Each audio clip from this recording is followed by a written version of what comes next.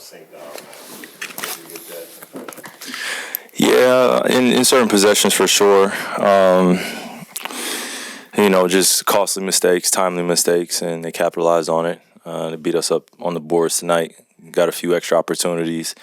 This game could have been even more out of reach if they shot the ball a little bit better, but got a lot of second chance opportunities. They took advantage of them, so you got to give credit. Was it even more frustrating considering you guys beat a very good team Sunday, didn't follow that up with this game? For sure. I mean, when you're aspiring to be at the top of the league and be respected as one of the best teams in the league, nights like this matter. And, you don't want to hang your head for too long, but obviously playing against the number one team in the West and then playing against the Memphis Grizzlies, no disrespect to who they are, we took our foot off the gas pedal, and they took advantage. I mean, they hit us in the mouth in the first quarter, 29 points, and then 39 in the second. It's pretty much the game right there. And then the rest of it was playing catch up and doing what we could to cut into the lead. Kyrie, we know the season comes with ebbs and flows, but does a game like tonight do anything for the morale in the locker room? Not to get too into the locker room. No. Yeah, no, it's part of it. When you're when you're as competitive as our group is, and I think a lot of my peers could speak for the same thing, but when you're going into that locker room and you feel like you've had a bad loss or, you took your bumps and bruises in a game like tonight, a lot of minutes being played, a lot of bodies being thrown out there just to break the rhythm for the other team, and it doesn't happen. You feel like you let yourself down, you let your teammates down, let your coaching staff down, let the fans down. It's easy to feel that way, and rightfully so. I feel that way right now, just knowing that our effort could have been better. But like you said, this is part of the ebbs and flows of the season. We just don't want to make this a habit where we play against some of the best teams in the league. We play well.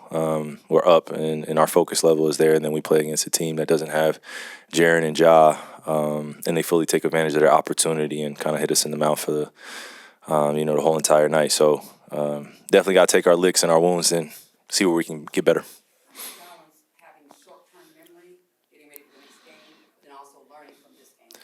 Yeah, I think one thing you'll recognize in this league, a lot of us have short-term memory when it comes to our offensive games and some of the defensive mistakes that we make. But we remember every possession. The guys that are the greatest in the game and some of the greatest ever played, we remember every possession. We study it. I remember last time I played against Memphis here, didn't play too well, knew that they were going to be very physical. So I was doing my best to get off to a good start. But I just have to do more to get the collective energy up and maintain a positive mindset even when things aren't going well on the offensive end. So there was just some breakdowns offensively that led to our frustration. And, again, we don't want to make that a habit where that's the feeling or the emotion that we play with. We play well when we're playing with a good pace and we're having fun and guys are touching the basketball. And we just know our brand of basketball and our identity now. When we're not playing it, it's a stark difference. Not to make excuses, but it's a different mindset when you're playing a team you don't have any. Sports in general, man. Sports in general, I don't think it's just our game, but specifically talking about our game right now, you find out that guys aren't playing the lineup. I think it does more for the opposite team than it does more to distract us. It gives everybody that kind of carefree attitude. You don't really know if they're playing for something. And there's no disrespect to them again, but tonight they just played carefree and they did the little things to get them that win. Their bench was involved, and you could tell they wanted this win tonight in Dallas. They played with that focus and that type of physicality. Your rebound on Sunday, you said 2 wherever you can. Yeah. That's 5 straight games with 8 more rebounds now. Is there a more concerted effort on your end? Just positioning and focus, and also being aware of our defensive schemes. I'm usually kind of on that low end by the basket on some of our rotations. But yeah, just chasing long rebounds down and just giving that extra effort. The other night there was some mixed emotions, me going into the crowd and doing everything that it took for us to win. But I would do it again. That's just my pedigree. That's the stock. That's the brand I come from. The coaches that I played for. Just want to continue to be consistent. And when I'm needed to go down there and rebound until D-Live comes back and we have our center back, then, goes well. Oh, yeah, no. This is a basketball I designed.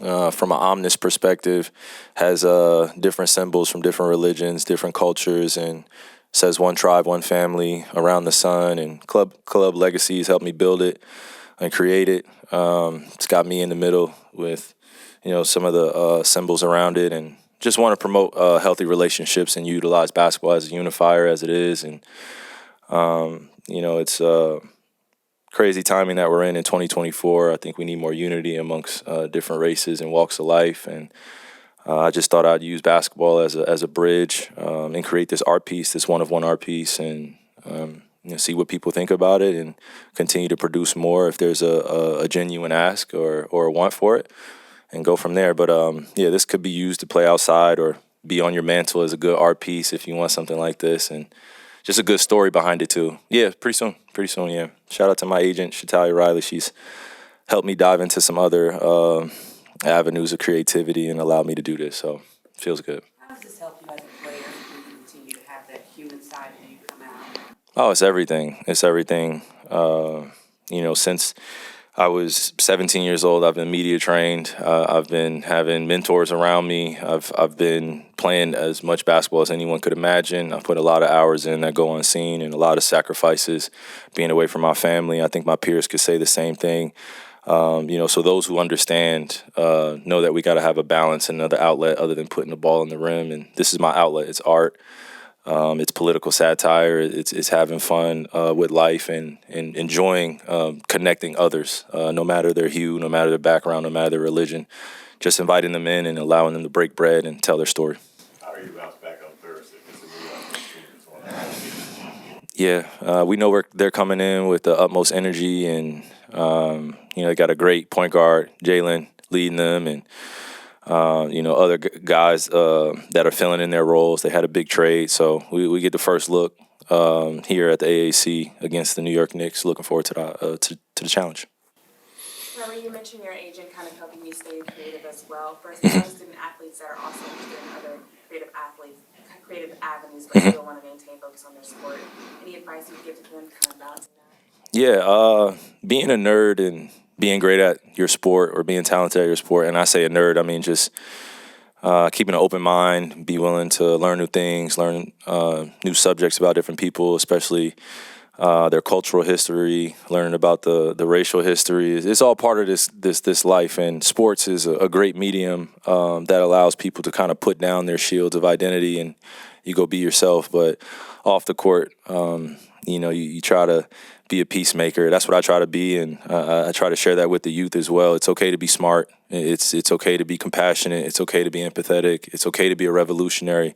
It's okay to stand up for what you believe in, and it's okay to do things that challenge you mentally, spiritually, and emotionally. And your parents are doing the best that they can, so you got to give them credit. But yeah, the youth are really our future, and just want them to have a good head on their shoulders and know that this system that we're in needs to be challenged, and it needs new leadership.